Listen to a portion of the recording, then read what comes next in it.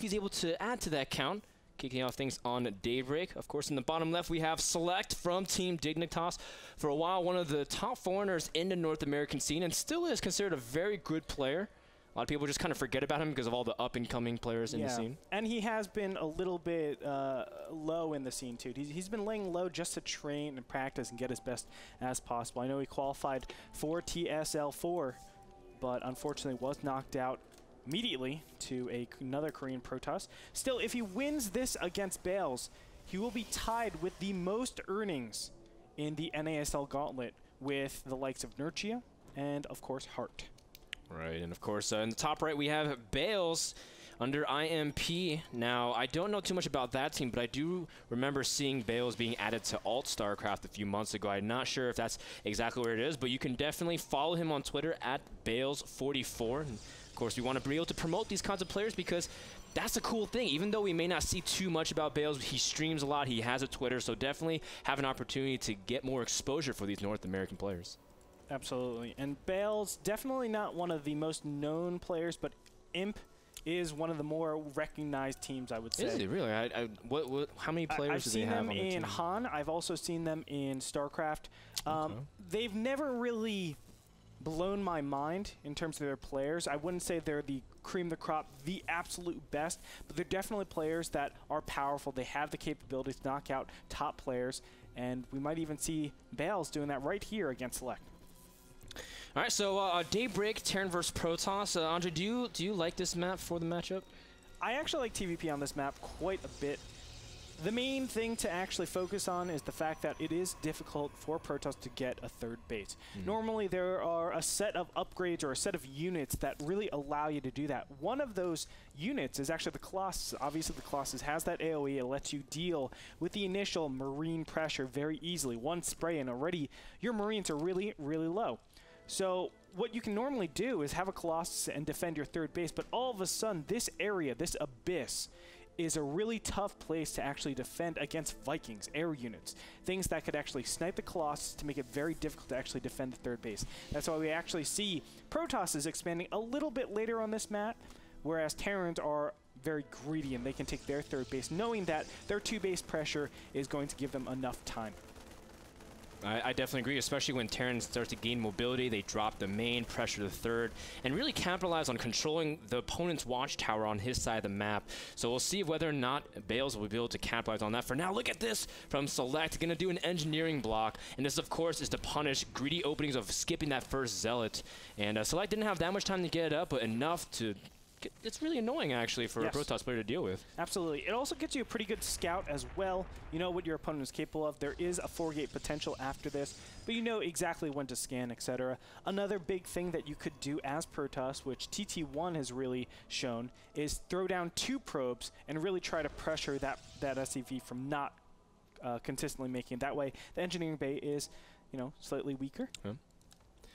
Something kind of cool to note that Daybreak, Protoss versus Terran is the most balanced matchup in terms of percentages at 52%, just barely favoring Protoss, a couple more wins in that regard. So Protoss has a slight edge, but for the most part, pretty much stable compared to TVZ and PVZ. You can see that Bales also controls a watchtower, but Select is pushing in, trying to see if he can snipe one of the Stalkers, as there's a little bit of a lag spike there, but a good thing that Select controls his own tower. Very, very key indeed.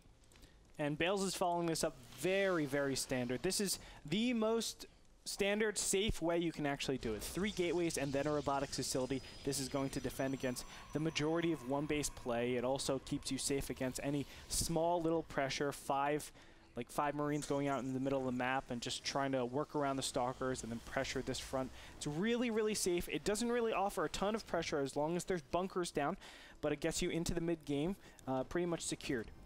Yeah, and so from this point on, both players will just carry on normally. Now Select, of course, with that third orbital command, will just be able to have his economy explode. A lot of Terrans have been doing this. In fact, I picked off Select's build from doing this in the past. And of course, the whole idea is that even though you're trying to get up a strong mid economy anyways, you have to be very careful of when you push out because you're going to have significantly less units compared to when you normally have to pressure that Protoss third base.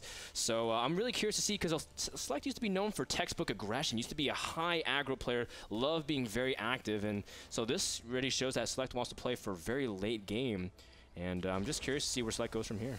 A lot of times when you're playing against people that you think you should win against, you will play a lot more safer, a lot more standard. I think that's why we're seeing the build chosen like this. Select is obviously getting the third command center, and this is more the passive role, saying I'm going to scan out, I'm going to see exactly what you're doing. Do we have any scans just yet? No, we don't, but still he's looking to see what he has to react to, and then he will react to it. From here, there's no reason to try to take a big risk, try to be aggressive onto your opponent, and then all of a sudden be in a bad position because maybe you tried to drop and then Blinkstalkers just took out the Medivacs just because the Protoss hard countered you, something like that. Yeah, I mean, to be honest, Select is playing a little bit greedy with his scans. I mean, you normally want to see at least if Protoss is gassing up and, you know, if he's trying to move out into the map, although he does have a SCV trying to scout for forward pylons, but the fact that there is none shows that Select maybe he's not getting aggroed on at all. So you can see at this point, Bales is pretty much teching up as hard as he can, getting Blink and 2 upgrades at the same time. So going for triple upgrades at this point makes Bales very, very defensive, but I like where he's going with it as well. This is very stable to get Blink first nowadays, and I like it in terms of security. Definitely. It keeps you safe against the majority of different medevac drops. But when you see this factory out so late for Select, and he definitely got that in there, he sees the factory just as about to finish, you shouldn't actually finish that Blink. You go for the expansion knowing that your opponent has done something very greedy. Because the big question is, what is worth delaying the factory this much and not having your add-ons for both the barracks? You should immediately start scouting around the map, checking. The bottom right-hand position is actually a very common place for a lot of Terrans to go ahead and get a proxy, a ninja expansion, I want to say. So the whole, I guess, thought process so far for Bales isn't quite there yet. He hasn't pieced everything together. He needs to do that because I think the progression that he's doing right now isn't the optimal one. He's behind in economy, keeping up with upgrades, and not ahead in army composition. Ooh. Yeah, you're right. And the thing is, Bales has a cannon in his main as well with some stalkers, so he thinks Select is going to start pushing out with a little bit of aggression, but, I mean, Select is just getting his first medevacs out into the field, so things are very delayed. You're absolutely right, Andre. Now, you know, Bales did scout that bottom right base, and of course the game that comes to mind is Beastie versus, I think, Baby Knight for the TSL 4 qualifiers, where Beastie pretty much mined out the bottom right and was up 4 bases to 3 right under Protoss's nose. So, you know, you have to be very cautious with this mid game, and especially with the delicate balance in terms of teching. You can see the Select is going for a fast Ghost Academy, while Bales has already picked his tech, which is for Robotics Bay. Very nice decision. I like the Ghost Academy switch, really penalizing your opponent for not having any AoE. More importantly, the Colossus. The Colossus is the one that's actually dealing with the Ghosts in this early game stage. Select is going to be the first one to actually push out into the middle of the map and really exert his force. He is going to take out a couple of probes that were wandering around the map, but I like this. Grabbing control tower or sensor towers and just seeing what your opponent is capable of. Coming into the third base, saying, okay, well, no third base exists. I've already cut down the options. From here, Select should probably actually do one of two things. Threaten the counterattack, assuming that your opponent is going to actually push forward pretty soon, or he should go back all the way to his natural, to his third base, and just say, let me take my expansion advantage. I'm going to just receive my opponent's army very efficiently, and from there I will be ahead in economy. Yeah, I mean, the fact that Slice keeps showing his medevacs and his bio army is going to put Bales in another defensive position where he's pretty much keeping a lot of units on the outskirts of his main, but he can't really directly confront because of how well Select's been able to control the vision and the tempo. And Select's had his third for a long time. In fact, he's starting his fourth base while preventing Protoss from really opening up for his third.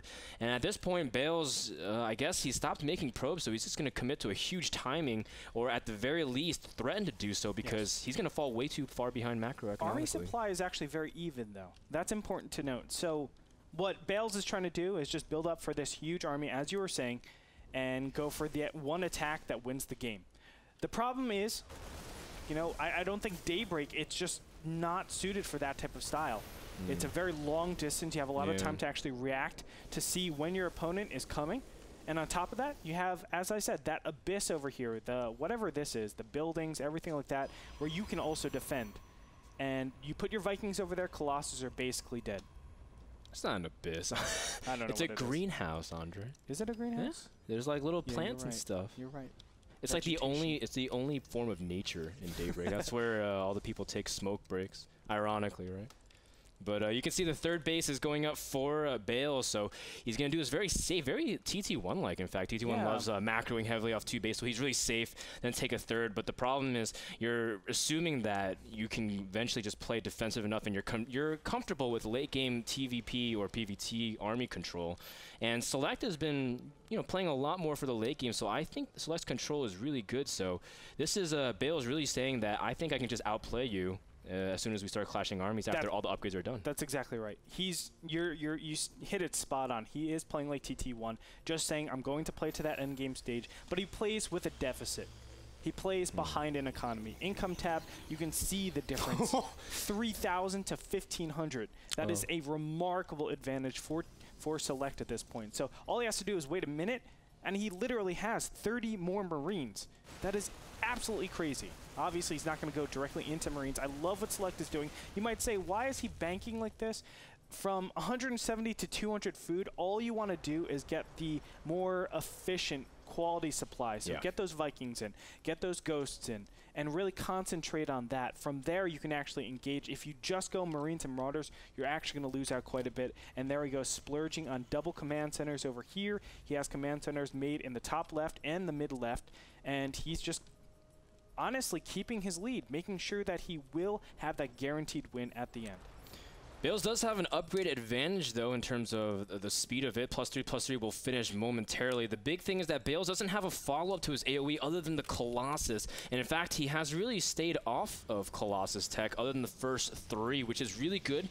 3 Colossus is enough to pretty much almost eliminate the Marauder health after a stim. So it's really nice to keep that into your army if you can keep the Colossus alive. But the big thing is that Bales is not really ready for a huge timing if Select chooses to attack. Select is pretty much max at this point, and he's even researching a nuke, which is really cool. So at this point, he can also fight for a really good position and force Bales into awkward spots. I like what we saw from Select right there, just taking map control, asserting himself, and seeing exactly what he's capable of doing, knowing that I shouldn't really be engaging right now. My 3/3, that's a very hefty investment, 500 gas. I have to be careful, but he's going to go for it right now. Beautiful EMPs! Ooh. And that's going to land over all of the units of Bale. And now just beautiful kiting will just make sure that these Zealots cannot engage. The Vikings pick off that the one Colossus. Yeah. And from here, Bale's is super far behind. There's just no storm. There's no follow-up EMPs after the Colossi drop. And you can see the Immortals are dropping as well, and the Sentries are dying as well. Too much gas has been invested into this army to the point where Select just has an incredible trading ability just to non-stop trade these units, and Bales doesn't have time to really recover. He has to turn his Templar into Archons, but at this point, Select is very nice. He even retained a lot of his Ghosts. This is very favorable indeed, and you can just tell by supply count that it's going to be very hard for Bales to come back from here. Another Warping of Zealots, but I don't think it's going to be enough. The Ghosts are safely tucked away in, and just a matter of time before they land more EMPs. Look at that, the Viking also getting into the battle, and when Terran has to land their Vikings, that means that just saying get out of my game at this point. Basically. Another Warpin will help out a little bit. Here's the Colossus that'll help a lot now. And a nuke's going down, Frodan. Is he going to be able to do that? I don't think he actually has Cloak on it. No. Nope, the nuke will be canceled. But still, you can see just the alarming number of units coming in here, the amount of medevacs that are out. And this is all because of the quality amount of units that Select has had. Off of 6 gas, you have 50% more gas than your opponent. That means you have a lot more quality units in this army. And those Ghosts, you can see the power of them and how they're able to rip apart a Protoss unit, even if they're at the upgrade advantage of 1-1. Yeah, attacking up the ramp definitely really stung Bale and his ability to shut down the Terran army. You can see now the third has dropped. I don't know if Select knows about the base in the bottom right. He doesn't. Normally you would probably check that expansion, but for now Select is just so far ahead at this point that he's just dropping command centers everywhere. He's got sprinkled some on his 5th base, and now he's also getting another nuke and just incredible amount of upgrades. And look at the composition as well. He's got equal Marauders. No, he's got a little bit more Marauders than Marines. That's something you don't see every day in a Terran army. No, not at all. Marines known for being OP, at least on the ladder, but of course they're not. But still, they're a lot easier to get. As said by a Terran player. He doesn't have concussive shell, though. He doesn't have concussive shell. What does it matter? GG gets called out. Select now with $375 to add to his name and takes the first game of tonight. Well played. Very well played. I think the build just helped a lot, obviously, with Select. He was able to get that huge economic boost. We're talking about 3,000, maybe even 4,000 more minerals mined over his opponent at that mid-game stage. And that's an alarming amount of minerals. You cannot go that far behind as Protoss. The critical misread was that Observer seeing the factory and then going ahead with getting Blink, going ahead with getting all these upgrades that you really don't need. Even getting units, you don't need to do that. Go ahead, know that, okay, my opponent still has, well, 42 seconds for the medevac, another 50 seconds for the starport. That is, in total, maybe 3 minutes that we can guarantee ourselves, maybe 2.5 minutes because you have travel distance. Just say, okay, it's a countdown, 2 minutes and 30 seconds. Let's get my expansion. That's 100 seconds. And let's only get units in the last 60 seconds of that 2.5 minutes. From there, you can play very efficiently, get all your essential upgrades, 1-1, 2-2, etc., and then get the right composition from there. You will be able to stop any incoming pressure. Great explanation, Andre. And, of course, Select evening out the win rates on Daybreak just a little bit for Terran, but at this point, we're going to see the next challenger, and it's going to be Glon from VVV. Glon, one of our finalists from the Open Qualifier, the next season qualifier that will be happening later this week as well. So we'll see a TVZ action on, once again, Daybreak when we come back from a quick commercial break. Don't go anywhere. This is the NASL. We'll be back in just a second. Nice.